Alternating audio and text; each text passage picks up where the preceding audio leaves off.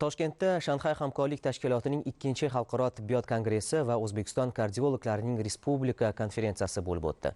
Tadbir tibbiyot, kardiologiya, kardiojarrohlik, farmakologiya sohasidagi yetakchi mutaxassislarni, shuningdek, Shanxay hamkorlik tashkiloti mamlakatlari va boshqa davlatlarning soha vakillari, ishbilarmonlar va yosh olimlarini birlashtirishda muhim platforma vazifasini o'tadi.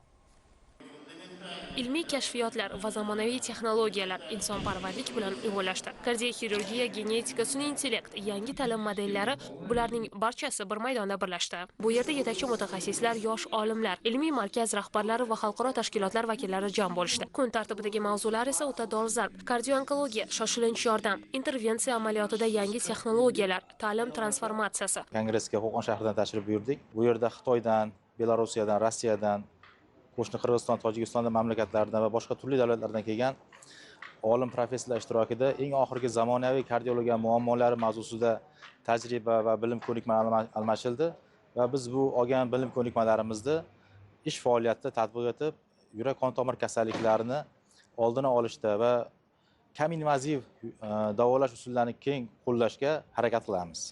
Har bir muloqot professional tajriba almashinuvi, xalqaro diplomatiya, davlatlarni birlashtiruvchi umumiy missiya ko'rinishida bo'ldi. Kongress doirasida kelishuvlar imzolandi. Qo'shma dasturlar bo'yicha rejalar tuzilib, hamkorliklar mustahkamlandi. Yangi ittifoqlar, ta'lim platformalari, qo'shma ilmiy tadqiqotlar, bularning barchasi amaliyot asosidagi ishonch samarasidir. Безусловно, основные тренды в кардиологии. Kardiologiyadagi asosiy tendensiyalar bu biz tobora ko'proq duch kelayotgan muammolardan bo'lib, ularga hamkorlikda yechim topish muhim sanaladi. Chunki yangi innovatsion dorilar paydo bo'lyapti. Boshqa muammoni ham unutmaslik kerak. Bu surunkali buyrak kasalligi. Ta'kidlashim kerak, ayni yo'nalishda mamlakatingizda yurtboshingiz boshchiligida amalga oshirilayotgan tibbiyot sohasidagi islohotlar o'z samarasini ko'rsatmoqda.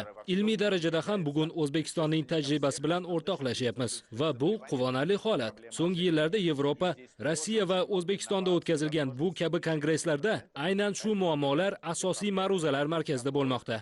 Kongressda shunchaki fikrlar tinglanmadi, balki u yangi loyihalar va istiqbolli hamkorlik uchun muhim platformaga aylandi.